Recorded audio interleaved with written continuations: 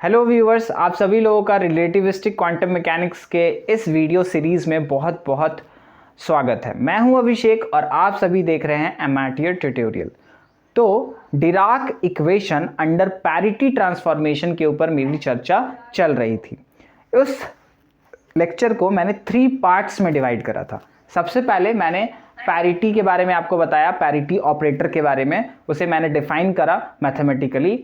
उसके बाद मैंने Dirac equation is invariant under parity transformation, उसे मैथमेटिकली शो करने की कोशिश की जिसमें मुझे प्रॉब्लम आ रही थी।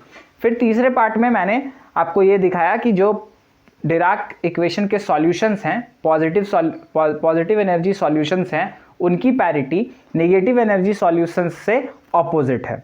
ठीक है, तो जो बीच वाला पार्ट था, सेकंड पार्ट था, Dirac equation is invariant, mathematically इसे जो शो करना था जिसमें मुझे प्रॉब्लम आ रही थी, आज उसे मैं फिर से यहाँ पे डिस्कस करूँगा। तो मैंने आपको क्या बताया था कि हमारे पास एक पैरिटी ऑपरेटर है। ये पैरिटी ऑपरेटर क्या कर रहा है, हमारे कोऑर्डिनेट्स को ट्रांसफॉर्म कर दे रहा है। ठीक है, और ये हमारे कोऑर्डिनेट्स को किस तरीके से ट्रांसफॉर्म कर रहा है, इन्वर्टेड कर दे रहा है ना, यानी रिफ्लेक्शन शो हो रहा है हमें। x को सपोज कि x जो है वो ट्रांसफॉर्मेशन के पहले के कोऑर्डिनेट है और x prime, y prime, z prime, t prime जो है ये कोऑर्डिनेट ट्रांसफॉर्मेशन के बाद के हमारे कोऑर्डिनेट्स हैं। तो ये x प्राइम माइनस x के इक्वल होगा, y प्राइम माइनस y के इक्वल होगा, z प्राइम माइनस z के इक्वल होगा, और t प्राइम जो है उसमें कोई फर्क नहीं पड़ेगा, वो t के ही इक्वल होगा। यानी जो हमारे स्पैटियल कोऑर्डिनेट्स हैं उनको पैरिटी ऑपरेटर इन्वर्ट कर देगा, है ना, हमें रिफ्लेक्शन मिलेगा अपने कोऑर्डिनेट सिस्टम का। तो मैंने आपको फिर बताया कि एज्यूम कीजिए कि x हमारे पास एक O फ्रेम है, ठीक है, जिसमें ये x है, ये y है और ये z है। ठीक है, और एक हमारे पास दूसरा कोऑर्डिनेट फ्रेम है, ये हमने ट्रांसफॉर्मेशन किया है। ये ट्रांसफॉर्मेशन कैसा है, ये O प्राइम फ्रेम है, ट्रांसफॉर्मेशन के बाद का हमारा जो कोऑर्डिनेट सिस्टम है वो है। ये क्या है, माइनस x है, ये क्या है, माइनस y है, और ये क्या है, माइनस z है। अब यहाँ पे एक ऑब्जर्वर है और यहाँ पे भी एक ऑब्जर्वर है, दोनों एक स्पिन हाफ पार्टिकल को ऑब्जर्व कर रहे हैं और उन दोनों के लिए हमें डिराक इक्वेशन लिखना है। ठीक है, तो मैंने उस वीडियो में O फ्रेम में जो O फ्रेम वाले ऑब्जर्वर को जो डिराक इक्वेशन के लिए जो होगा डिराक इक्वेशन, वो मैंने बहुत अच्छे से डिराइव करा है। ठीक है, वो उसमें कहीं कोई दिक्कत नहीं है। लेकिन जब मैं O प्राइम फ्रेम वाले ऑब्जर्वर के लिए डिराक इक्वेशन को डिराइव कर रहा था तो मुझे प्रॉब्लम आ रही थी। आज मैं स्पेशली इसी पे फोकस करूंगा और इसी को क्लियर करने की कोशिश करूंगा। तो हमारा जो डिराक इक्वेशन था O फ्रेम में, उसे मैंने डिराइव करा था, वो हमारा ये था। यहाँ पे हमारा स्पिनर जो था वो r वेक्टर और यानी स्पैटियल कोऑर्डिनेट्स और t यानी टेम्पोरल कोऑर्डिनेट्स का फंक्शन था। ठीक है, अब O प्राइम फ्रेम में जो हमारा स्पिनर होगा वो किसका फंक्शन होगा, वो minus r vector comma t का फंक्शन होगा, क्योंकि हमारे स्पैटियल कोऑर्डिनेट्स जो हैं वो इन्वर्ट हो गए हैं, है ना। हम कोऑर्डिनेट के O फ्रेम जो था वो हमारा कोऑर्डिनेट सिस्टम था, फिर हमने क्या करा, ट्रांसफॉर्मेशन करा, है ना, पैरिटी ट्रांसफॉर्मेशन। तो अब हमारा कोऑर्डिनेट सिस्टम क्या हो गया, हमें अपने कोऑर्डिनेट सिस्टम का रिफ्लेक्ट कोऑर्डिनेट सिस्टम मिला, न्यू कोऑर्डिनेट सिस्टम मिला। उसमें जो स्पैटियल कोऑर्डिनेट्स हैं वो इन्वर्टेड हो गए, यानी minus r vector comma t का ये फंक्शन है, टाइम में कोई फर्क पड़ा नहीं। तो इस माइनस को हम लोग r प्राइम लिख सकते हैं और इस साई i को हम लोग प्राइम लिख सकते हैं। ठीक है, इक्वल्स टू ये क्या होगा, ये होगा आयोटा h कट डो साई i प्राइम अपॉन डो t। ठीक है, ये होगा हमारा। अब ये साई i भी r प्राइम कॉमा t का फंक्शन है। ठीक है, अब देखिए हमारा हैमिल्टोनियन क्या होगा, डिराक हैमिल्टोनियन क्या होगा, तो E square equals to P square C square plus M naught square C raise to the power 4।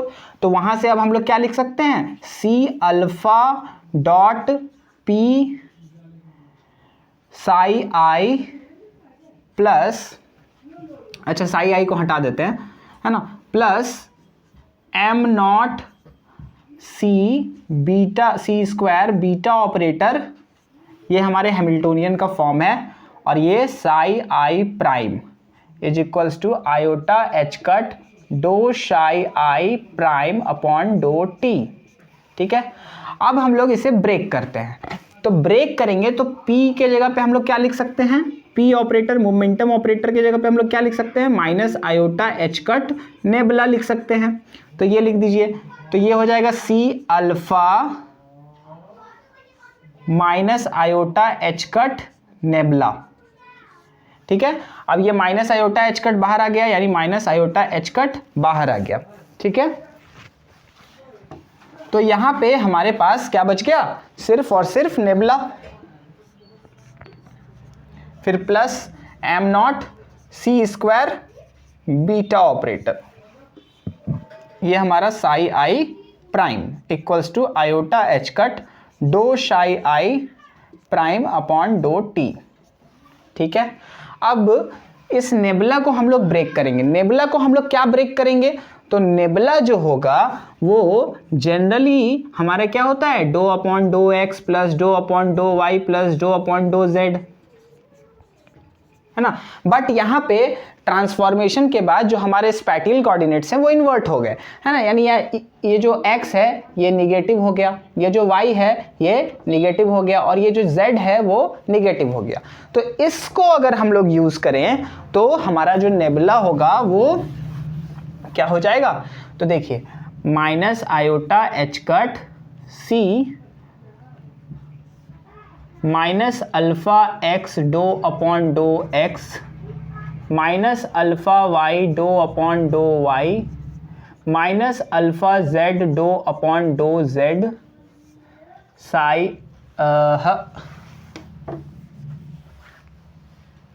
ये यहां तक। ठीक है, उसके बाद फिर plus M naught C square beta operator, फिर ये करली ब्रैकेट यहां से भी, और तब यहाँ पे psi I prime is equals to iota H cut डो साई आई प्राइम अपॉन डो टी।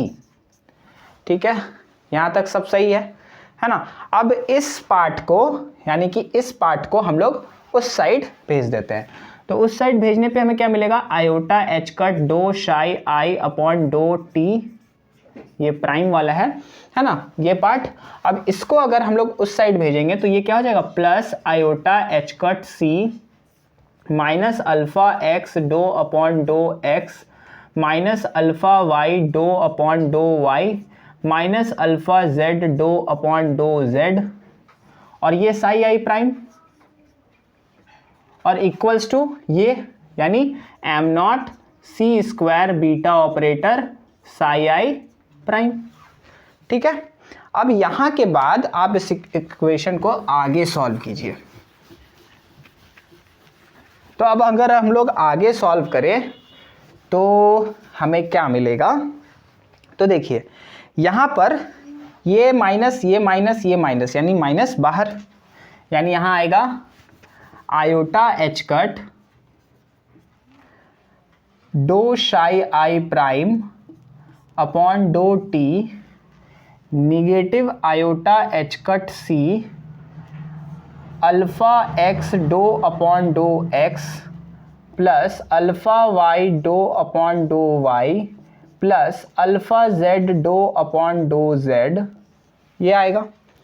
ठीक है, यहाँ पे psi I prime is equals to how much, M naught C square beta operator psi I prime. ठीक है, ये हो गया। अब देखिए, अब हम लोग यहाँ पे कुछ एजम्पशंस करते हैं। तो हम लोग क्या एज्यूम करेंगे कि जो हमारा x है वो x1 है, जो हमारा y है वो x2 है, और जो हमारा z है वो x3 है। ठीक है, लेकिन उससे पहले आप देखिए यहाँ पर जब आप इसे सॉल्व कर रहे होंगे, है ना, मैंने पिछले वीडियो में इसे हम लोग सॉल्व करते करते हम लोग यहाँ तक कैसे पहुंचे थे, इस जनरल फॉर्म ऑफ कोवेरिएंस एक फॉर्म ऑफ डिराक इक्वेशन तक कैसे पहुंचे थे। वहां पे आपने ऑब्जर्व करा होगा कि हमने इस पूरे टर्म को समेशन में चेंज करा था, है ना। यहाँ पे हमारा जो समेशन है वो इनविजिबल है, क्यों, क्योंकि ये समेशन कन्वेंशन फॉर्म में लिखा हुआ है। अगर आपने टेंसर एनालिसिस पढ़ा होगा तो आपको समेशन कन्वेंशन के बारे में पता होगा।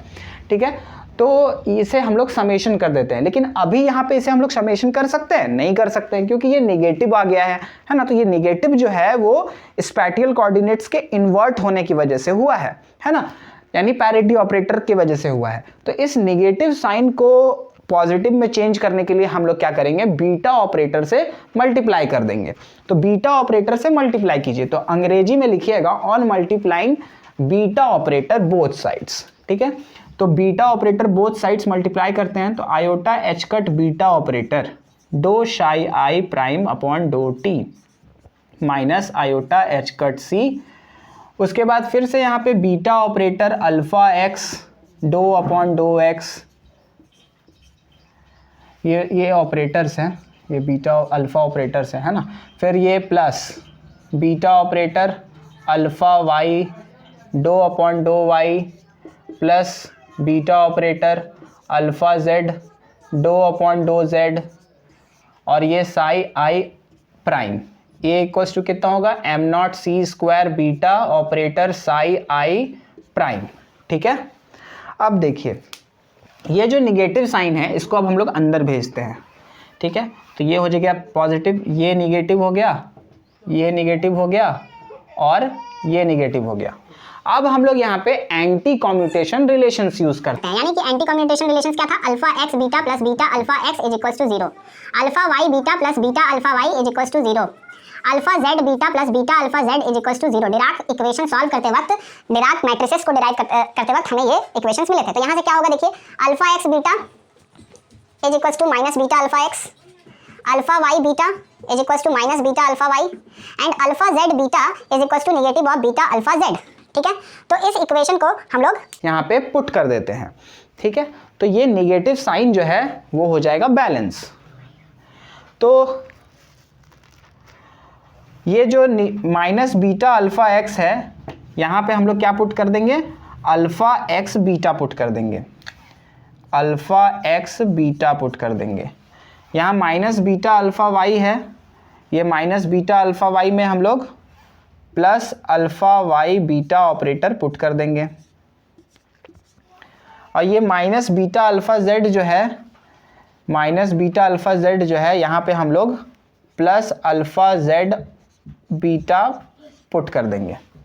ठीक है, तो ये प्रॉब्लम हो गया सॉल्व और ये हो गया पॉजिटिव। अब हम लोग इसे समेशन फॉर्म में लिख सकते हैं। अब हम लोग यहाँ पे अपने इक्वेशन को में कुछ एजम्पशंस करेंगे। एजम्पशंस ये करेंगे कि जो एच कट है equals to C equals to 1 है, एच कट सी जो है वो 1 के इक्वल है। ठीक है, दूसरा एजम्पशन क्या करेंगे, ये पहला एजम्पशन हुआ। दूसरा एजम्पशन क्या करेंगे कि x जो है वो x1 है, y जो है वो x2 है, z जो है वो x3 है और ct जो है वो x4 है। ठीक है, तीसरा एजम्पशन क्या करेंगे, बीटा जो है, बीटा क्या है, डिराक मैट्रिसेस है, इसे हम लोग गामा मैट्रिसेस के फॉर्म में लिखेंगे। तो बीटा को गामा 4, आपको हर बुक में गामा नॉट मिलेगा, गामा 0 मिलेगा, लेकिन मैं अपने लेक्चर्स में गामा 4 बता रहा हूँ, इसीलिए यहाँ पे भी मैंने गामा 4 बताया है। ठीक है, फिर यहाँ पे beta alpha I is equals to gamma I, यानी कि beta into alpha X is equals to gamma X, beta into alpha y is equals to gamma y, beta into alpha z equals to gamma z। ठीक उसी तरीके से beta into alpha x1 equals to gamma 1, beta into alpha x2 equals to gamma 2, beta into alpha x3 equals to gamma 3, है ना। ठीक उसी तरीके से ये डिफाइन हो जाएगा। और तो इन सब कंडीशंस को अप्लाई करने के बाद जो फाइनली इक्वेशन मिलेगा वो देखिए, तो एच कट को हमने 1 माना है तो ये एच कट चला गया, यानी यहाँ पे सिर्फ आई। ठीक है, अब ये बीटा ऑपरेटर है। ठीक है, तो ये इस बीटा ऑपरेटर को हम लोग गामा 4 लिखेंगे। यहाँ पे हमने बीटा हर जगह, इस इक्वेशन में मैंने बीटा हर जगह मल्टीप्लाई किया था, तो यहाँ पे स्क्वायर होता है, ये स्क्वायर देना मैं भूल गया, है ना। यहाँ पे पहले से एक बीटा था, तो यहाँ बीटा हम लोग सारे इक्वेशन, पूरे इक्वेशन में मल्टीप्लाई किए, तो इधर भी बीटा स्क्वायर हो जाएगा। तो इस बीटा को हम लोग क्या लिखेंगे, गामा 4 लिखेंगे। उसके बाद ये डो शाई आई प्राइम अपॉन डो टी। ठीक है, अब ये डो टी जो है इसको हम लोग क्या लिख सकते हैं, टी को हम लोग, सी टी को हम लोग x4 माने, यानी x4 टी को हम लोग क्या लिख सकते हैं, x4 बाई सी, तो x4/c, सी की वैल्यू हम लोग 1 एज्यूम कर रहे हैं, तो ये सिर्फ x4 ही बच जाएगा यहाँ पे, ठीक है। तो ये हो गया x4, ठीक है। उसके बाद फिर प्लस आयोटा, ये h कट और c 1 हो गया, ठीक है, यानी ये comma sorry bracket alpha x। अब देखिए ये अल्फा x और बीटा है ना, तो अल्फा x बीटा है, यानी इसको हम लोग क्या लिख सकते हैं, अल्फा x1 बीटा लिख सकते हैं। तो अल्फा x1 बीटा अगर हम लोग लिखेंगे तो ये गामा 1 हो जाएगा, है ना, अल्फा x1 बीटा क्या हो जाएगा हमारा, गामा 1 हो जाएगा, और ये 2/2x1 हो जाएगा। फिर plus alpha y into beta, तो अल्फा y इंटू बीटा को हम लोग क्या लिख सकते हैं, alpha x2 into beta, alpha x2 into beta यानी गामा 2, और ये 2/2x2, फिर प्लस गामा 3 2/2x3, और यहाँ पे psi I prime is equals to m0, ये सी स्क्वायर यहाँ से 1, ये बीटा स्क्वायर 1 ही होता है, डिराक मैट्रिसेस का स्क्वायर 1 होता है, हम लोग जानते हैं, है ना, पिछले लेक्चर्स में मैंने इसे डिस्कस करा है। तो ये m0 साई आई प्राइम, ठीक है। अब ये देखिए को हम लोग फिर से आयोटा, अब ये देखिए गामा 1 गामा 2 गामा 3 2 साई, इसको पहले पूरा लिख लेते हैं, है ना, तो ये गामा सीरियल ऑर्डर में लिख लेते हैं, पहले इस वाले टर्म को लिखते हैं, आयोटा गामा 1 2/2x1, तो ये 2/2x1, है ना, फिर प्लस आयोटा ये गामा 2, ये 2/2x1 है, ये 2/2x1 है, ये किस पे ऑपरेट कर रहा है, साई आई प्राइम पे, तो यहाँ पे साई आई प्राइम भी लिख लेते हैं।